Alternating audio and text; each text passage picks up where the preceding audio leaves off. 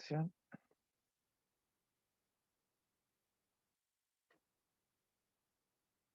Perfecto. Bien, continuando entonces con nuestro segmento superior, nosotros ahora vamos a ver los contenidos propios, ¿cierto?, del complejo articular de muñeca y de mano.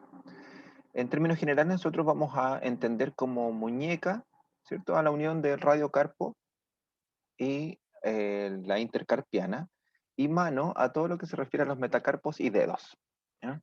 Esa es como la división regional que vamos a realizar.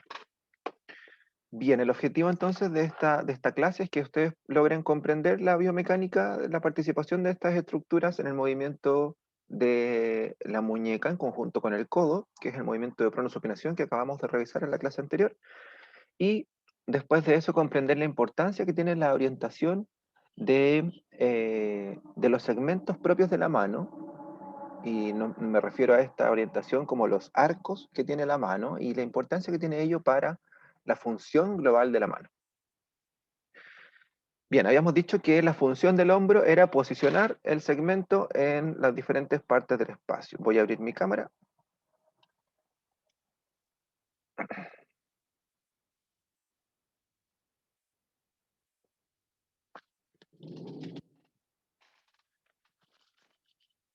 Bien, entonces, el hombro, ¿cierto?, posicionaba el segmento en diferentes partes del espacio. Adelante, atrás, ¿cierto?, arriba, abajo, a la derecha, hacia la izquierda, etc. El codo me permitía alejar la mano y acercarla al cuerpo. Esa es su función. No es el movimiento, porque el movimiento se llama flexo-extensión. La función es tomar un elemento y llevarlo al cuerpo, o alejar la mano y acercarla al cuerpo. Y en la primera etapa de vida, entre los 3 y los 7 meses, ¿cierto?, es función de apoyo y amortiguación, ¿no?, para el momento del gateo. Pero como nos quedamos en la mayor parte de nuestro ciclo vital con las manos en cadena abierta, entonces esta función es de acercar y alejar. La muñeca, en tanto, su función, ¿cierto?, es posicionar la mano al momento de la manipulación. Entonces, por ejemplo, tengo mi mouse aquí, ¿cierto? Cuando yo posiciono el hombro para llevar la extremidad hacia el mouse, alejo la mano para llevarla hacia el mouse, antes de tomarla, lo que hace la muñeca es orientar aquí, orientar la mano en la dirección correcta para que genere la manipulación, ¿ya? Para poder tomar. Yo quiero, no sé, tomar, por ejemplo, un control remoto. Yo me alejo, tomo el control remoto y si se fijan, la muñeca solita fue orientando la mano para la manipulación correcta. Si esto hubiese estado así, entonces la muñeca se posiciona, prona y después orienta, ¿ya? El efecto entonces de la pronosupinación y los movimientos laterales que tiene la muñeca y de flexo-extensión son posicionar la mano para la manipulación final, orientar la mano para la manipulación final. Y los dedos, obviamente, su función es el tomar. De hecho, el verbo se llama asir, tal como suena. Asir, ¿ya? El asir, el tomar algo, el manipular algo. La mano tiene una capacidad de adaptación a diferentes formas que es propia del humano, ¿ya? Hay diferentes otros seres vivos, ¿cierto? Otros animales que tienen la posibilidad de manipulación, pero la manipulación fina que tiene el humano es propia de la evolución, ¿cierto? Y del desarrollo del córtex cerebral en la zona premotora y motora principalmente, ¿cierto? Tenemos la capacidad de orientar los dedos y las manos de manera tal que nos permite adaptarnos a muchas formas diferentes, con mecánicas que son súper eficientes en términos de la fuerza que se realiza, y con movimiento detallado, ¿cierto? Que lo vamos a ver en unos minutitos más, ya les vamos a hablar de los movimientos que realizan estos dedos. Bien, eso entonces como modo de introducción de la función que cumple la muñeca. La muñeca entonces va a estar conformada por diferentes articulaciones. La primera de ellas que vamos a mencionar es la articulación radiocubital distal, que por sí sola no es mucha su acción, ¿cierto? Sino que es una articulación que actúa en conjunto con la radiocubital proximal, que es la que acabamos de ver, ¿ya? Es una articulación de tipo trocoide, se le llama trocoide falsa, porque es una especie de movimiento en un eje de rotación, ¿cierto? En este caso es el cúbito el que siempre se mantiene fijo, ¿ya? En la articulación radiocubital, proximal y distal, siempre es el radio el que se mueve en torno al cúbito. El cúbito es una estructura fija en el espacio para el movimiento de pronosupinación, ¿ya?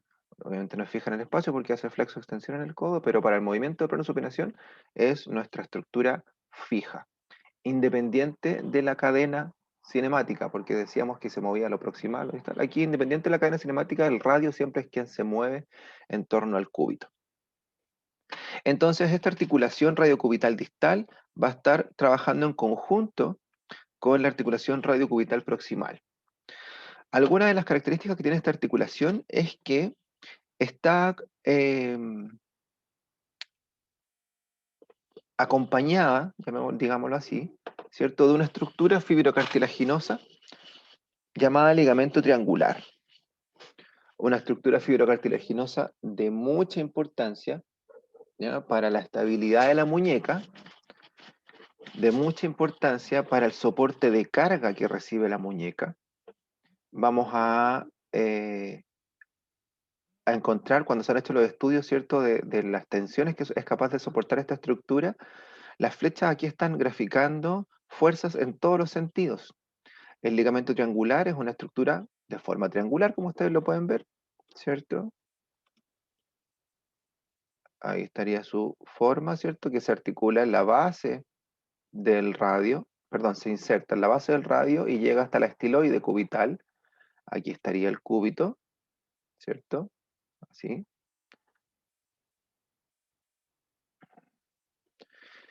Y es bastante grueso, ¿ya? Y este ligamento permite soportar diferentes tipos de fuerza. La principal, y que está graficado aquí con rojo, es la fuerza compresiva que se transmite desde la mano hacia el antebrazo. Usted se apoya en alguna parte, ¿cierto?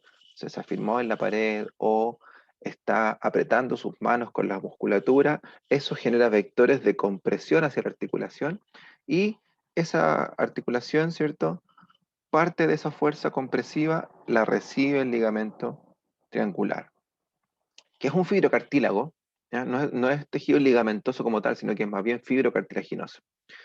El fibrocartílago triangular. Se le llama ligamento triangular, pero es fibrocartílago.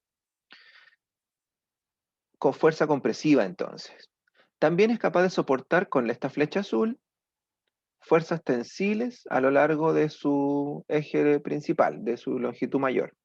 Y esta fuerza tensil está dada o se da, ¿cierto?, cuando el cúbito se trata de separar del radio.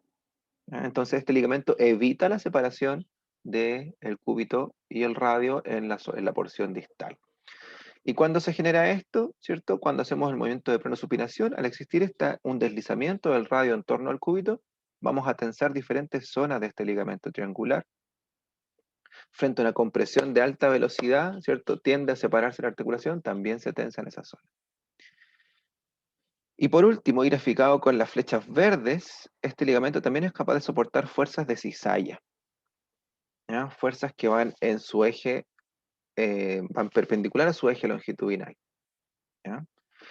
Ocurre entonces que este ligamento se está comportando como un elemento de absorción de todos los tipos de fuerza que puede llegar a recibir. Y por ende, lo que está haciendo también es proteger a la cabeza del cúbito, ¿cierto?, de la compresión directa que pueda generar las estructuras del carpo.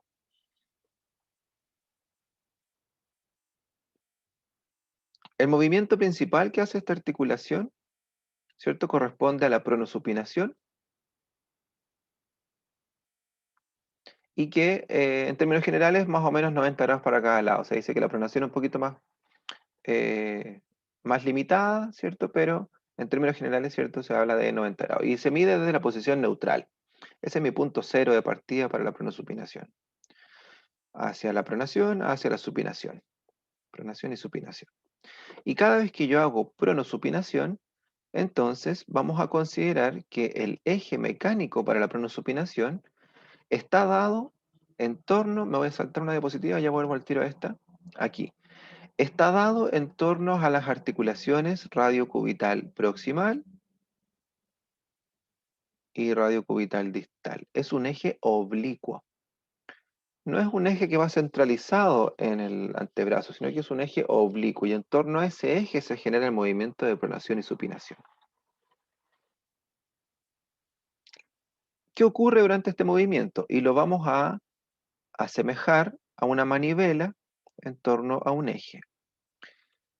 Estaríamos graficando entonces este eje como la cabeza del radio y como la cabeza del cúbito. Este eje oblicuo que yo recién mencionaba. ¿Ya? Y lo que se mueve durante la pronación y la supinación es el radio en torno al cúbito.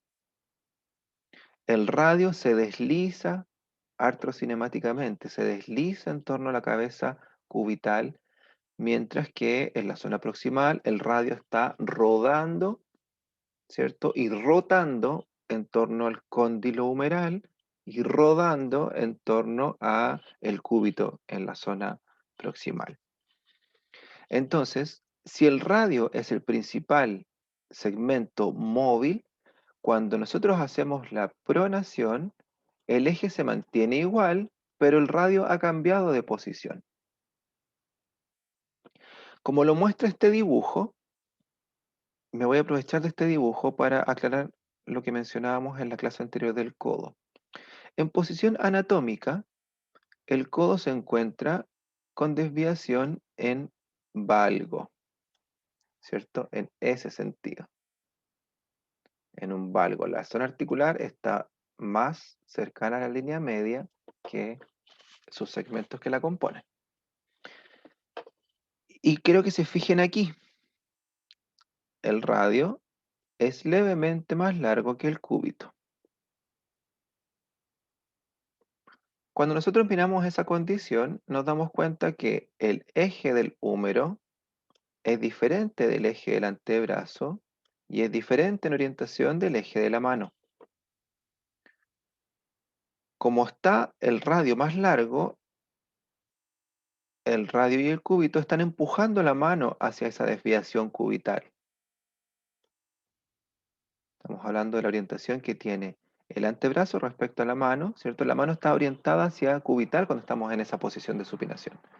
Miren sus manos y sus codos en esa posición y se van a dar cuenta que las manos están desviadas hacia cubital, ¿ya? Porque como el radio es más largo, empuja a los huesos del carpo y la mano se mueve hacia la desviación cubital. ¿Qué ocurre? Como es el radio el que se mueve en torno al cúbito, entonces va a quedar orientado oblicuamente en el espacio cuando hacemos la pronación. Estoy exagerando aquí el dibujo. ¿Se ve bien con celeste? ¿Sí?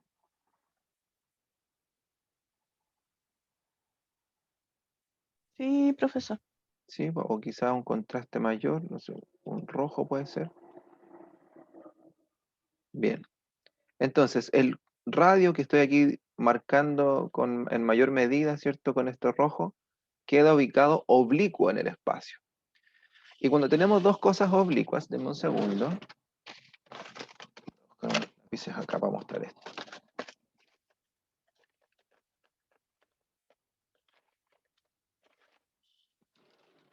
Bien. Tengo dos lápices aquí en mi mano. Si fueran del misma longitud, si yo coloco una oblicua en el espacio, voy a mover este, ¿ya? Al estar en la misma longitud, si lo coloco oblicuo, ahora queda más cortito. Este de acá queda más sobresaliente ahí arriba. No se logra ver muy bien. Quizás por contraste. A ver, ahí sí. Ya. Si fueran de la misma longitud en un inicio, al momento de hacer la oblicuidad de uno, quedan con diferente longitud en el espacio. ¿Qué ocurriría? Entonces la mano quedaría siendo empujada por el cúbito y se desviaría hacia radial la mano. Como en posición anatómica, el radio, que lo voy a graficar con este lápiz acá, es más largo, la mano está desviada hacia el cúbito, ¿cierto? Pero cuando hacemos la pronación y el radio se hace más oblicuo, quiero que se fijen, quedan en la misma distancia que el cúbito. Entonces la mano puede quedar alineada. Si yo dejo de hacer la oblicuidad, el radio es más largo.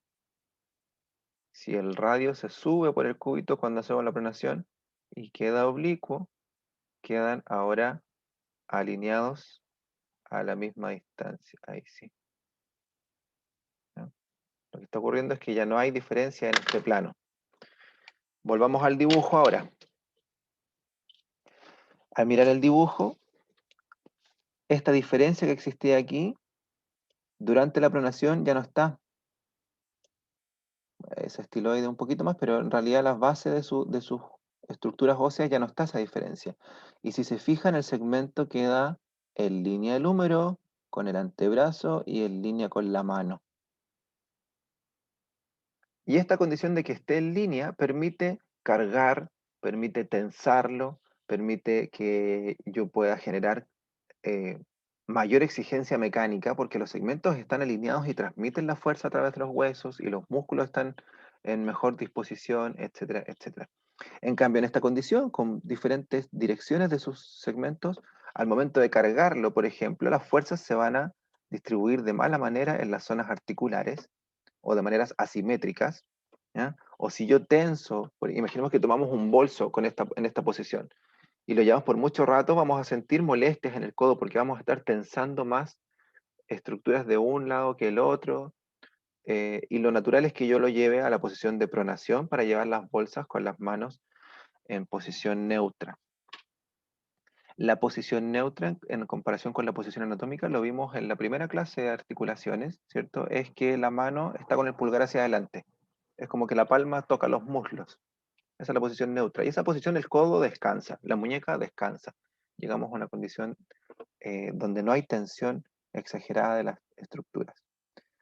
Entonces, el valgo del codo se relaciona con las longitudes de los segmentos para que cuando hacemos la pronación, ¿cierto?, los segmentos queden alineados y sean capaces de transmitir carga compresiva, tensil, cualquiera de ellas, ¿cierto?, en la mejor manera posible a lo largo del segmento. Bien, cuando tenemos el movimiento de pronosupinación, esto es una vista de la cabeza del cúbito, visto desde distal, ¿cierto? La base del radio visto desde distal, y tenemos el movimiento desde la posición neutra hacia la pronación o hacia la supinación, y lo que está mostrando esto es que se genera un deslizamiento artrocinemático, se mueve lo cóncavo respecto hacia lo convexo, ¿ya? En ambas direcciones, para la supinación y para la pronación. Que nos está mostrando también que el eje de rotación de este movimiento, ¿cierto?, va a estar ubicado en la cabeza cubital. No importa esta diferencia milimétrica, lo que importa es entender que en torno al cúbito es donde se mueve el radio, ¿ya? Y se desliza lo cóncavo sobre lo convexo, ¿cierto?, para la supinación y pronación. Entonces, si nosotros analizamos, por ejemplo, yo quiero pronar, el radio se va a estar deslizando en torno al cúbito, en este caso hacia la zona palmar, hacia la zona de la palma. Y cuando yo quiero supinar, el radio se está deslizando en torno al cúbito hacia la zona dorsal de la mano, como para poder describir la dirección de movimiento artrocinemático. Bien, lo que acabamos de mencionar entonces respecto al valgo del codo, aquí hay una simulación que si no existiera este valgo, aquí está el húmero con el radio y el cúbito en línea. Imaginemos que estuvieran en línea en una primera instancia. Si se hiciera la supinación, perdón, hiciéramos la pronación, ¿cierto? La mano quedaría orientada súper chueca del segmento. En cambio, como existe el valgo, aquí está graficado el valgo, cuando se hace la pronación, la mano queda orientada a lo largo del segmento. Eso es lo más importante de la relación de valgo fisiológico del codo con la longitud de los segmentos y con la orientación de los segmentos, con la longitud de los segmentos radio-cúbito y con la orientación de los segmentos antebrazo humano. ¿Se entiende esta parte? Sí, profe. ¿Sí? Acá. Sí, profesor. Ujú. Súper. Aquí tenemos entonces la condición que se llama la diferencia. Marión, dígame. No, mejor lo digo por acá. Disculpe, profe, cuando alguien tiene el valgo, ¿sí? ¿Sí? Cuando lo tiene muy pronunciado, pues yo tenía un amigo que tenía su valgo muy, muy pronunciado en realidad. ¿Eso afectaría de alguna forma la pronosupinación? Sí, sin duda. O sea, si tienes mucho valgo, necesitamos un radio muy diferenciado del cúbito en longitud para que se logren equiparar y alinear los segmentos. En la medida que yo tengo más valgo, necesito mayor diferencia, que es la que está mostrándose aquí en la diapositiva, mayor diferencia de radio cubital, para poder compensar la desviación cuando yo haga la pronación. Si no existe eso, probablemente no se logra toda la alineación completa del segmento cuando hacemos la pronación. Y va a quedar desviado la mano en alguna de las orientaciones. ¿Ya? Gracias, profe. Pero en la medida que aumenta el valgo, generalmente se da también la diferencia mayor de radio de cúbito.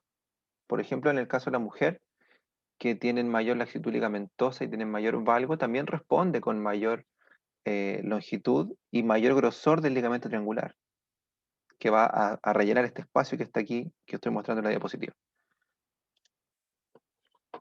Bien, a esto le llamamos entonces índice radiocubital.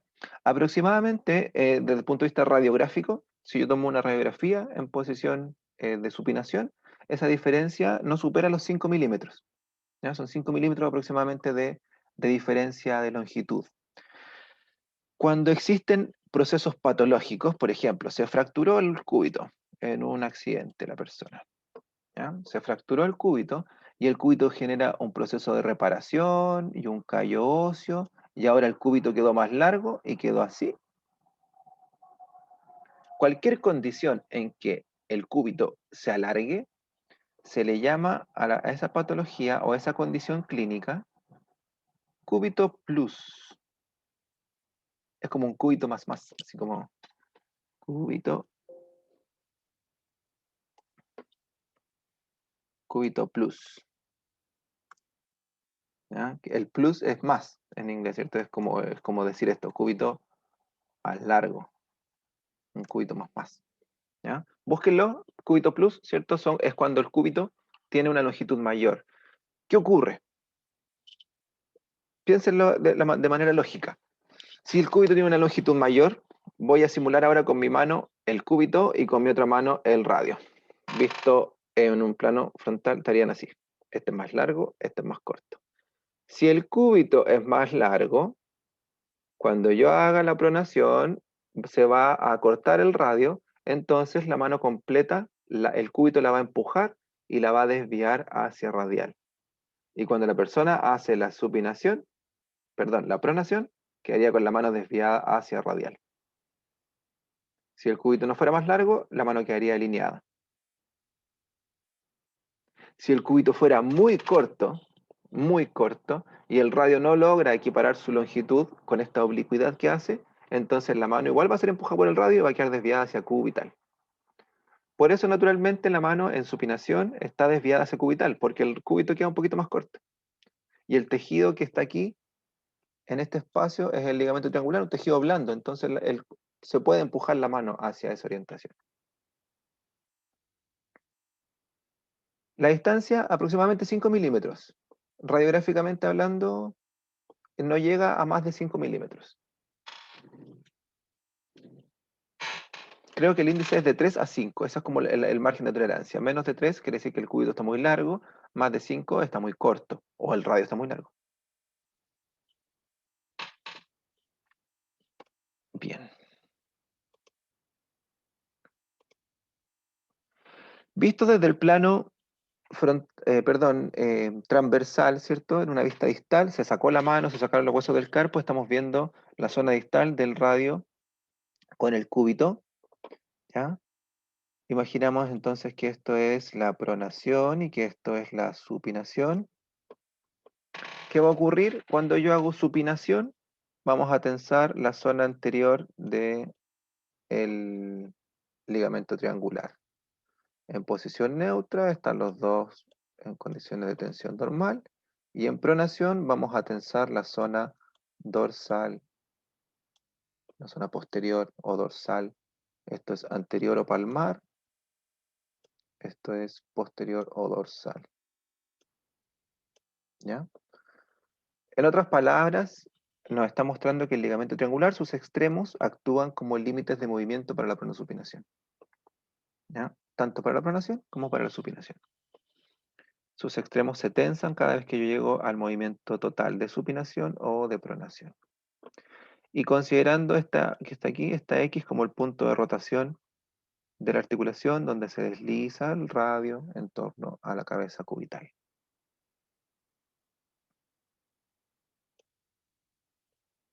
Bien, pasamos a la muñeca, ahora como tal, ¿cierto? No la radio cubital distal. En el caso de la muñeca, ¿cierto? Nos vamos a hacer referencia principalmente a la articulación radiocarpiana, que es la del radio con la primera hilera del carpo, y la intercarpiana, que son la primera hilera del carpo con la segunda hilera del carpo. Recordar los nombres de los huesos del carpo, a ver, sin repetir ni equivocarse. ¿Cuál sería este? Número 1.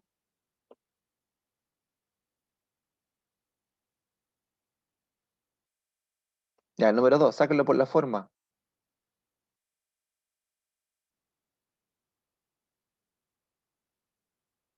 Semilunar, profe. El semilunar del 2. Ya, el 1. No, no era trapecio es de la siguiente línea, ¿verdad? Trapecio de la siguiente línea. Sí. No, pisiforme del 4. Pisiforme del 4. Y el pisiforme se articula directamente con él, que tiene forma de pirámide. Piramidal. Piramidal. Ya, el 1, ¿cierto? Es el escafoide, o también se le llama navicular. Tiene forma de bote, no sé qué le habrá encontrado forma de bote, pero eso dicen. Ya, el escafoide, ¿cierto? Escafoide, semilunar, piramidal el 3, y el número 4, el pisiforme. Después tenemos el trapecio, con el 5, el trapezoide con el 6, el hueso grande con el 7 y el hueso ganchoso con el número 8. La primera hilera del carpo, entre los huesos escafoide, semilunar y piramidal, son las que forman el cóndilo del carpo y que van a articular con la articulación radiocarpiana, ¿cierto? Con la base del radio. ¿Articulan con el cúbito? No, no articulan con el cúbito. El cúbito está en ese espacio cubierto por el ligamento triangular. Si nosotros miramos, bueno, esos son los movimientos que hace la muñeca. Aquí está. ¿Ya? Tenemos entonces el escafoide y el semilunar que articulan directamente con el radio. Y el piramidal, entre el piramidal y el cúbito, tenemos el ligamento triangular o fibrocartílago triangular. El pisiforme no articula, no es parte del complejo articular de muñeca. Su importancia es la inserción ligamentosa, ¿ya? Principalmente del ligamento transverso del carpo, que es lo que forma el túnel del carpo, que es más conocido con ese nombre. Bien, estos huesos entonces van a formar un cóndilo, pero que es un cóndilo, no es una esfera, es como un óvalo, ¿ya? Con dos ejes en los cuales se va a poder deslizar este cóndilo. Un eje más corto, en sentido anteroposterior, ¿ya? Y ese eje va a condicionar el movimiento de la flexoextensión, que tiene más rango, y un eje más largo, en sentido medio lateral, que va a hacer el cóndilo que mueva en movimientos de cubitalización o de radialización, hacia el cúbito o hacia el radio.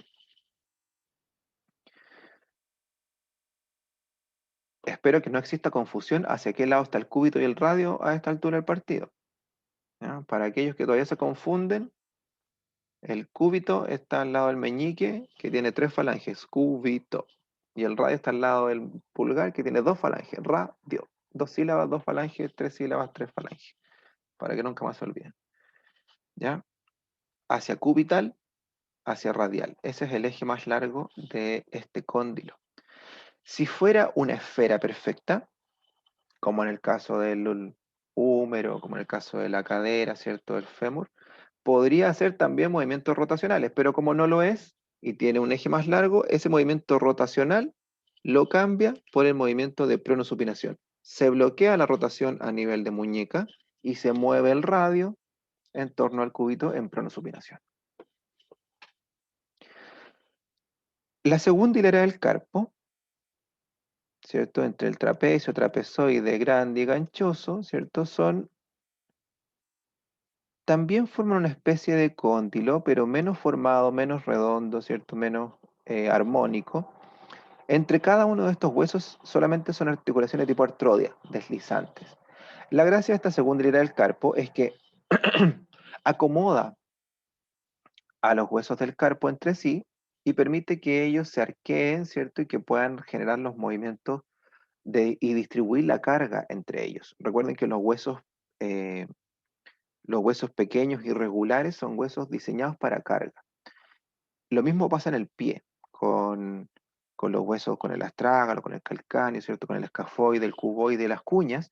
Aquí está ocurriendo exactamente lo mismo, son huesos de transmisión de fuerza. Y de estos huesos de transmisión de fuerza le llamamos pilares de la mano.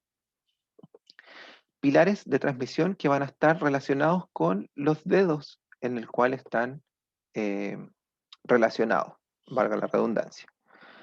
¿A qué me refiero con esto?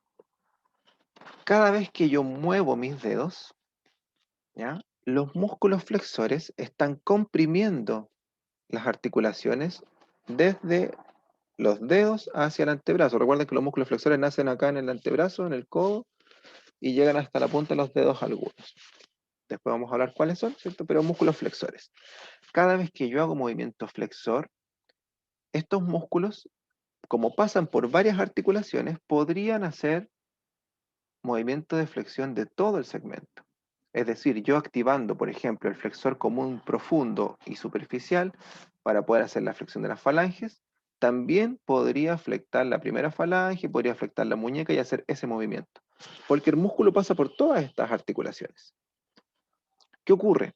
Cada vez que yo quiero mover los dedos, también están activos los músculos extensores para evitar que se flecte la muñeca, para evitar que se flecte la metacarpofalángica y permitir el movimiento limpio de los dedos.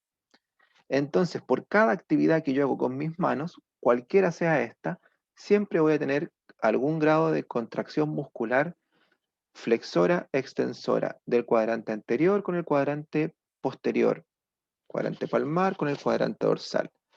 Y los músculos van a estar tirando siempre hacia la muñeca.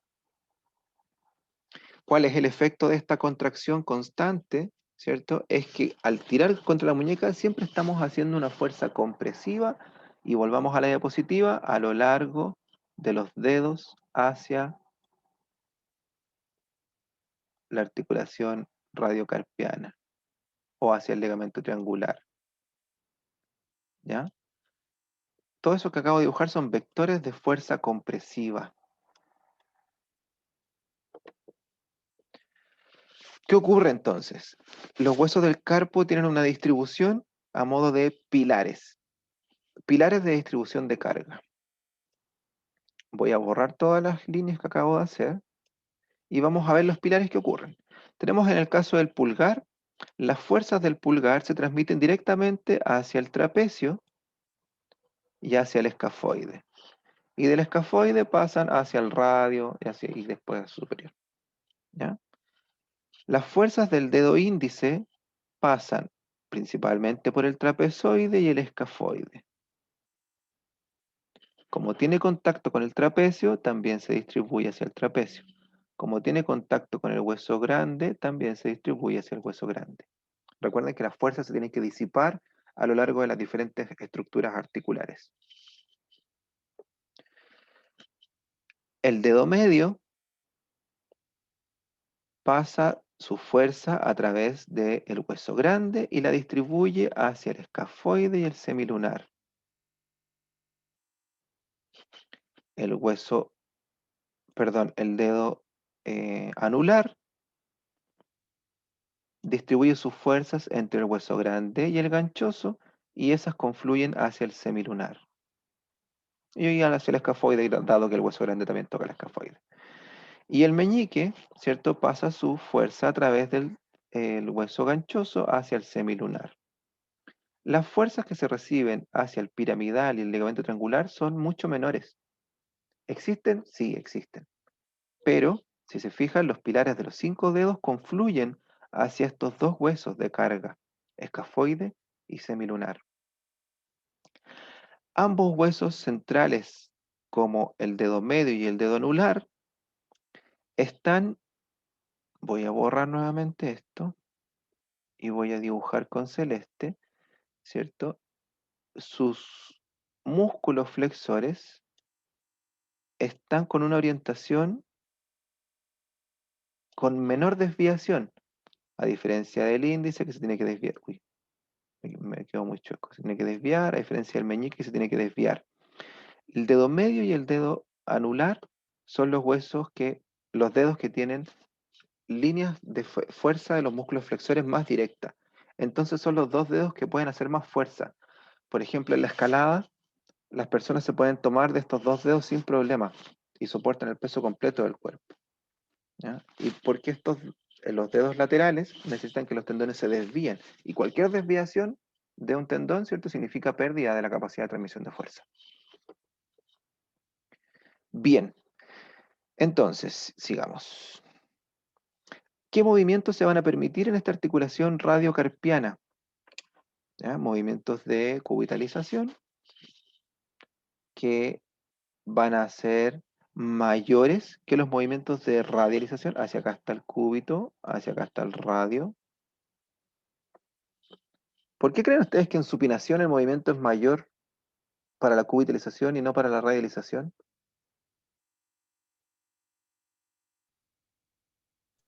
Profe, porque debería ir un tope. Porque hay un tope óseo. Dijimos que el radio era más largo que el cúbito, entonces aquí topa con el radio, no puede radializar más. Vamos a tener tope óseo del escafoide con el borde del radio. Si nosotros volvemos a la diapositiva anterior, vamos a tener ese tope óseo aquí. En cambio, para la cubitalización tenemos más rango de movimiento porque tenemos un fibrocartílago que lo podríamos comprimir, ¿cierto? Más distancia con el cúbito, el tope de la estiloide va a ser muy tardío. Entonces vamos a tener mayor rango hacia la cubitalización. Y ese rango lo vamos a poder dividir en 3 secciones. Cuando hablamos solamente de la radiocarpiana, aproximadamente el rango de cubitalización es de 30 grados. Si a la radiocarpiana le sumamos la compensación natural que hace la mediocarpiana, que es la primera hilera con la segunda hilera del carpo, ¿cierto? Esto puede llegar a aumentar aproximadamente a 45 grados. Y si le sumamos las desviaciones que tienen los metacarpos respecto a los huesos del carpo, ¿cierto? Vamos a llegar a aumentar a 55 grados aproximadamente el rango de movimiento completo de cubitalización. Si a esa cubitalización la acompañamos de un pequeño grado de flexión, y pruébenlo ustedes mismos, miren, voy a hacer la cubitalización, pero lo acompaño de pequeña flexión, puedo aumentar la cubitalización, porque evito el tope que se está generando en un puro plano. Estoy haciendo el movimiento donde tengo mayor libertad, que es, si se fijan, esa posición que tengo es la misma que la diapositiva inicial de esta clase, que es la posición de relajo de la mano y muñeca. ¿Ya? Los dedos semiflectados y una desviación hacia cubital con una leve flexión. Esa es la posición de low back, de relajación de la articulación de la muñeca. Celia, Profesor, si dígame.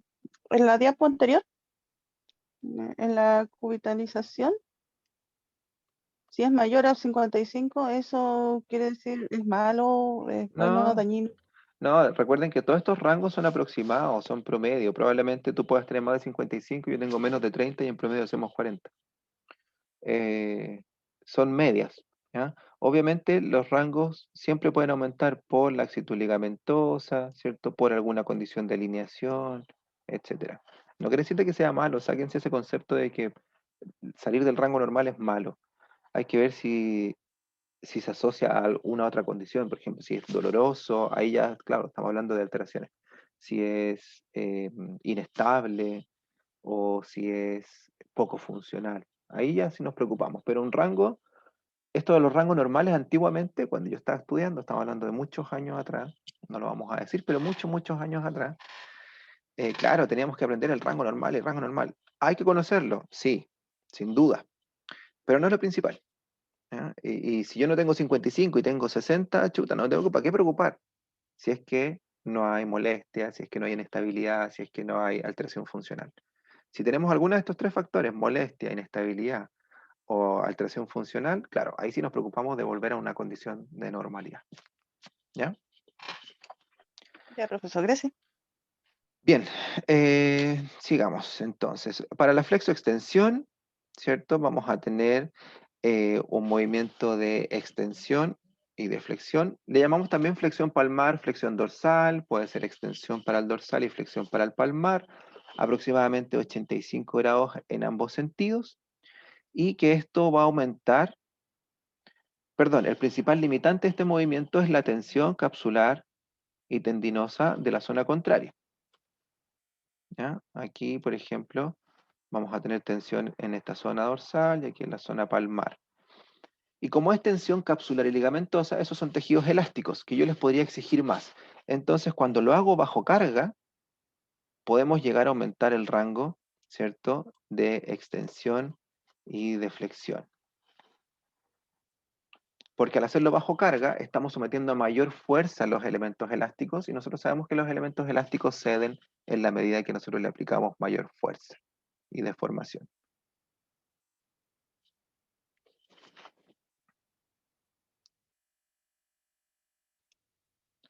En conjunto, si nosotros sumamos todas las posibilidades de movimiento de la muñeca con los huesos del carpo, con pronosupinación asociada, vamos a encontrar que la muñeca tiene el movimiento de circunducción, que no es simétrico, no es un cono perfecto, pero sí tenemos la posibilidad de orientar la mano al fin y al cabo en todas las direcciones posibles para la manipulación final. A ese movimiento le llamamos circunducción, que es la sumatoria de todos los movimientos posibles de desarticulación. Denme un segundo, me está llamando el profesor David. Deme un segundito.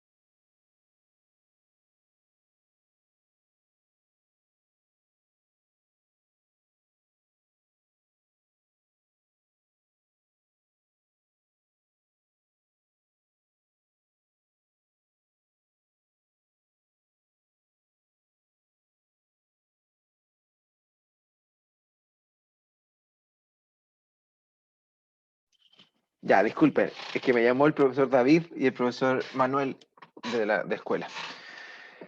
Ya. Pero si les dije, pensé que me habían escuchado.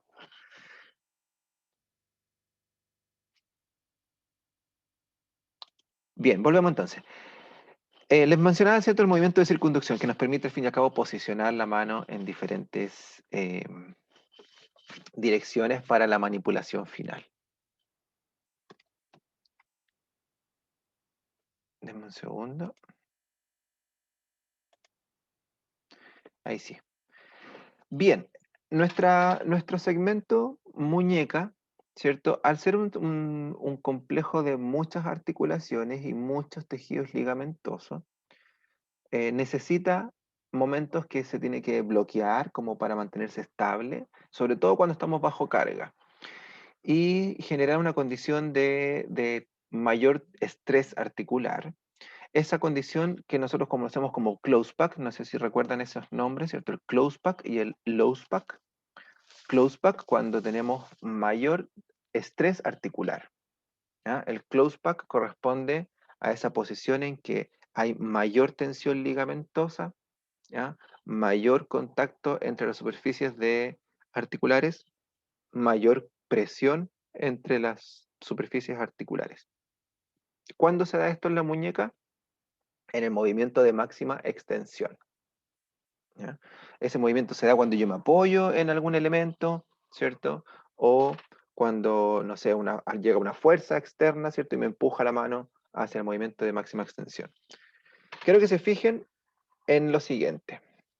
Traten de seguirme todos acá y todas para poder explicar esto del close pack y loose pack en la muñeca.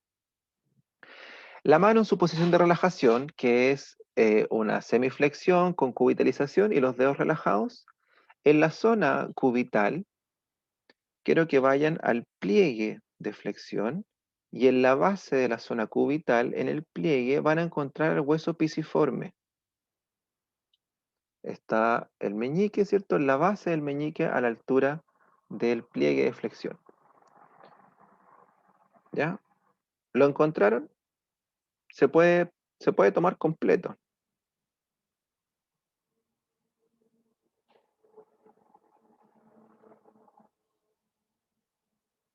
Vayan confirmándome que lo han encontrado.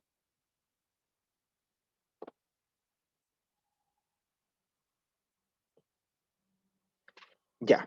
Tómenlo con sus dedos, con mucho cuidado. A algunos les va a dar nervio, porque da una sensación súper extraña en la articulación. Pero se puede mover de lado a lado sin problema. Súper libre. ¿Ya? Ese huesito es de inserciones ligamentosas. ¿Ya? Da como cosas, como raro, es como rara la sensación. Pero quiero que lo mantengan en sus dedos y que ahora extiendan la muñeca en posición neutra. ¿Se puede mover? Sí, pero menos. Está más rígido. En extensión ya no lo pueden mover. Está aquí mismo, pero está tenso. No, no está tenso, está fijo. Esa es la palabra. ¿Ya? No se puede mover. Si yo flecto, lo libero y se suelta. ¿Cierto? Cuando yo extiendo, se empieza a tensar, algo ocurre, alguna tensión de algún ligamento, y en la tensión, ¿cierto? No se mueve más ese hueso. Y ahí quedó fijo, no lo puedo mover con nada. ¿Ya? En esta condición, cuando hay mayor tensión, mayor rigidez articular, mayor compresión entre los huesos, ¿cierto? Le llamamos close pack. En la posición en que está más relajado y que hay mayor libertad de movimiento articular, menor tensión ligamentosa, menor tensión tendinosa, menor compresión articular, en otras palabras, menor estrés mecánico para articulación, le llamamos loose pack o posición de relajo. Todas las articulaciones tienen su posición de relajo. En el caso del codo es la semiflexión con posición neutra de pronosupinación. En el caso de la muñeca es la semiflexión con desviación cubital y los dedos relajados. En el caso del hombro es la posición que uno adopta cuando se pone el cabestrillo. Una pequeña rotación interna con pequeña flexión y aducción. Cuando se pone en el cabestrillo, ese que cuelga alrededor del cuello, esa es la posición de relajo del hombro. La cadera, una pequeña rotación externa, ¿cierto? La rodilla, una semiflexión de aproximadamente 20 grados, etc. Todas las articulaciones tienen una posición de menor estrés y otras de mayor estrés. El close pack es el mayor estrés. Y si nosotros miramos esta imagen, cuando nosotros estamos haciendo la extensión, lo que está ocurriendo es que el hueso comprime directamente hacia la articulación, el escafoide en este caso se está mostrando, escafoide y semilunar, son los que se representan siempre en estas imágenes en el plano sagital. Este puede ser el semilunar incluso por la forma. Da lo mismo cuál. Este vector es más grueso, ¿cierto? Está mostrando una mayor magnitud de esta compresión en comparación con el movimiento de flexión en que hay menor compresión articular. ¿Ya? Por anterior, por la zona palmar, tenemos los ligamentos, la cápsula, ¿cierto? Y un ligamento en particular que lo voy a mostrar en esta diapositiva que está aquí. Aquí está. El ligamento transverso del carpo. Con celeste casi ni se ve mi dibujo. Aquí sí con rojo. El ligamento transverso del carpo. Que cuando yo hago la extensión de la muñeca, se tensa y se comprime todo lo que está por dentro de este ligamento transverso del carpo. ¿Y qué cosas están por dentro? Algunos tendones flexores del pulgar, los tendones flexores de los dedos y el nervio mediano.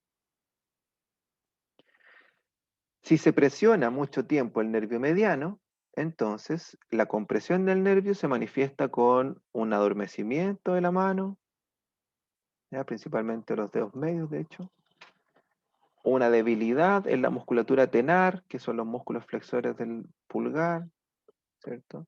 Y una pérdida de sensibilidad. Eso se llama, yo creo que todos lo han escuchado hablar, síndrome del túnel carpiano, por compresión del nervio mediano, dado el exceso de tensión del ligamento o alguna inflamación de alguna bursa, algún tendón que está en esta zona, o por reducción del espacio desde el punto de vista mecánico, que se da principalmente cuando la muñeca está en extensión. Aquí está, estamos tensando y comprimiendo todo lo que está por dentro de esa zona. Cuando se da esta posición constantemente, imaginemos que usted está frente al computador, voy a ver si logro bajar y se logra ver, ahí en el teclado. No veo nada yo, pero creo que se ve mi mano. Si las manos están debajo del computador, para yo poder teclear, tengo que mantener la mano en una extensión. Si yo le coloco un realce, la muñeca se mantiene en neutro y puedo hacer la flexión. Para eso existen entonces los apoyamuñeca, para evitar que la mano, cuando esté tecleando, esté extendida. Lo peor que puede existir, y que no sé a quién se le habrá ocurrido, son esos inclinadores del notebook y que la gente escribe como con las manos así, en esa posición. Que inclinan el notebook. Es súper malo para la muñeca. Y la mantención, hace un poquito de tiempo atrás lo dije, cada vez que yo muevo los dedos en flexión, también tengo componentes extensores que están en contracción. Entonces comprimo la muñeca, más encima la tengo en posición de close pack, la comprimo aún más, el daño articular, ¿cierto? Y el daño a las estructuras que están en el túnel del carpo es mayor frente a esta posición mecánica. Sí, puede ser muy doloroso, también puede ser muy discapacitante, porque se pierde la fuerza del músculo oponente. Y cuando yo quiero tomar cosas, a las personas simplemente se les resbala, no pueden generar el puño, porque el nervio mediano inerva, ¿cierto?, al músculo oponente del pulgar, que es el que me permite hacer la pinza, el puño, etc. Bien, continuamos. Entonces, nosotros tenemos una distribución funcional de nuestra muñeca, y se habla de las zonas azul, verde y roja, que en realidad da lo mismo el color, aquí estamos hablando de zonas funcionales. Nuestra mayor cantidad de movimientos funcionales de la articulación de la muñeca se da en un rango de más o menos 20. O sea, yo nunca necesito más de 20 grados de flexión o más de 20 grados de extensión para hacer la mayoría de mis movimientos funcionales. Escribir, no sé, tocar piano, cualquier cosa. La actividad que usted está haciendo, ¿cierto? Más o menos 20 grados de flexo-extensión. Más que eso no es necesario. ¿Qué ocurre en estos 20 grados? Los ligamentos se mantienen distendidos y la presión articular es súper baja, ¿ya? O sea, es una condición óptima para el trabajo articular. Aparte que son muchas articulaciones, están los huesos del carpo, los huesos, los metacarpos, ¿cierto? El radio, el cúbito, muchas zonas articulares para distribuir esta fuerza. Cuando pasamos ahora a un rango un poco mayor, más o menos 40 grados, ¿cierto? Tenemos un aumento de la tensión ligamentosa, ya sea por dorsal o por palmar, y un aumento también notable de la presión articular, lo que ocurre en mayor medida, obviamente, si llegamos a los rangos extremos. En otras palabras, la muñeca en rango extremo no es una articulación adaptada al rango extremo. Entonces, tomar pesos, empujar cosas muy fuerte, cargarme todo el tiempo con la muñeca en posiciones de extensión principalmente, ¿cierto? Es muy dañino desde el punto de vista mecánico.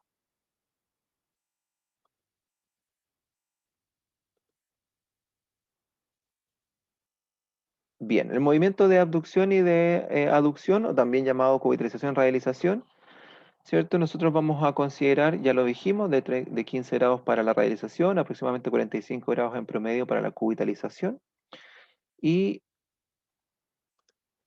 se toma como punto de referencia el centro de la articulación del carpo, ¿ya? Como punto, principalmente el hueso grande, ¿ya? Ahí como punto de referencia, el punto central del pliegue de flexión. Aquí es donde yo realizo el movimiento de cubitalización y radialización, que va a aumentar si está en flexión la muñeca, porque ahí dijimos que se liberaba un poco la articulación, y que se genera en torno al contacto escafoide, ¿cierto? Y semilunar. Esos son los dos puntos principales de contacto.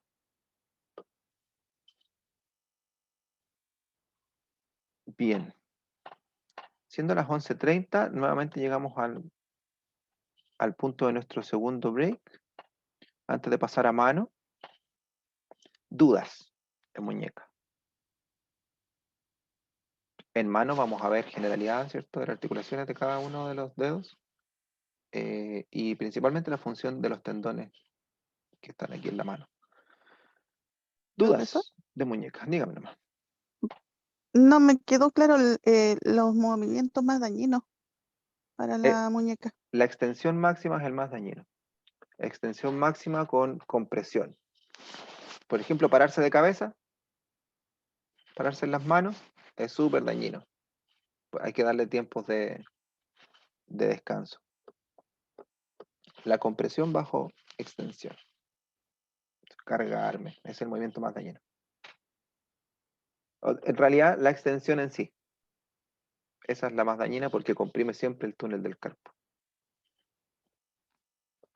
Ya, profesor, gracias.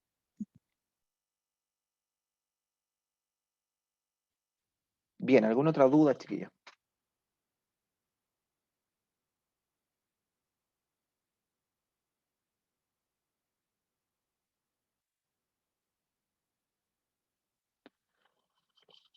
Bien, son las 11:32. Démonos 10 minutitos ahora para que vamos al siguiente módulo y no terminar tan tarde.